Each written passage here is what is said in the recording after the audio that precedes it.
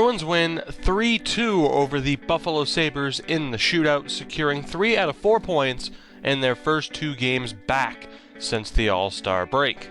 Now, obviously, that's not ideal when you're playing 2 of the bottom 3 teams in the Eastern Conference. You would like to get all 4 points, but that just reaffirms the point that has been said by many people, including myself, that there aren't exactly bad teams this year. It doesn't matter if you're playing Columbus, Buffalo, or Toronto, they're all going to give you a hard time. There's not one team in the league that is a complete punching bag this season. With the win, the Bruins take 3rd place in the Atlantic Division. Detroit, New Jersey still hot on their tail, but again, it's a solid win. It wasn't the most enjoyable game to watch in terms of me just really expecting the Bruins to blow it because they made some pretty big mistakes throughout. But again, as I've said all season, and as I said particularly in the last episode, Tuukka Rask continues to bail this team out. Say what you want about his save percentage, goals against average, and all that shit.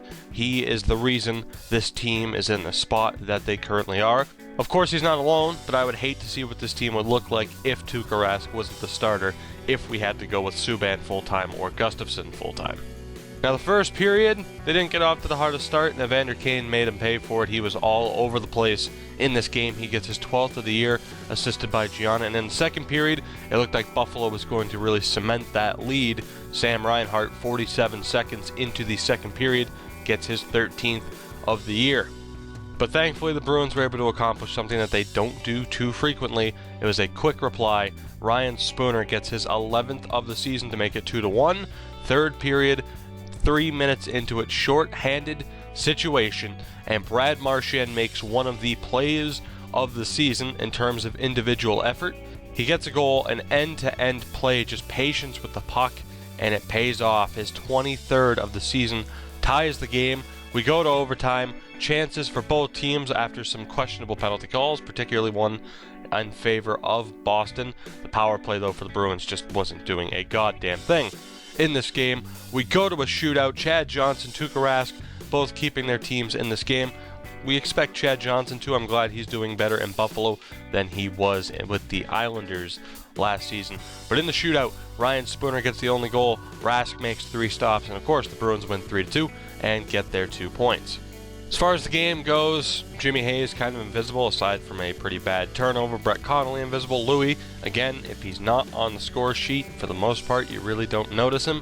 For the most part, though, what he does, being silent and being invisible on the ice isn't always a bad thing. Obviously, what someone does away from the puck can easily lead to good things for the rest of the team, which is why I praise Matt Bolesky for his effort, because a lot of what he does provides offensive chances as well. David Pastrnak continuing to get back into the groove of things after playing down in Providence. And of course, defensively, Chara was solid. Trotman and Miller, Kevin Miller, both had their moments. Seidenberg made a huge shot block in overtime. It was an interesting game. Bottom line is, you should have gotten 2 points, and you did, and you have a chance on Saturday to hopefully avoid overtime as they play the Sabres again, this time at TD Garden. And that's really it for this one, guys. The story of this game is the Bruins won when they should have. It wasn't pretty. It wasn't as, I'm not going to say easy, as it should have been. You end up giving up a point to Buffalo. But again, mission accomplished. You get the goal.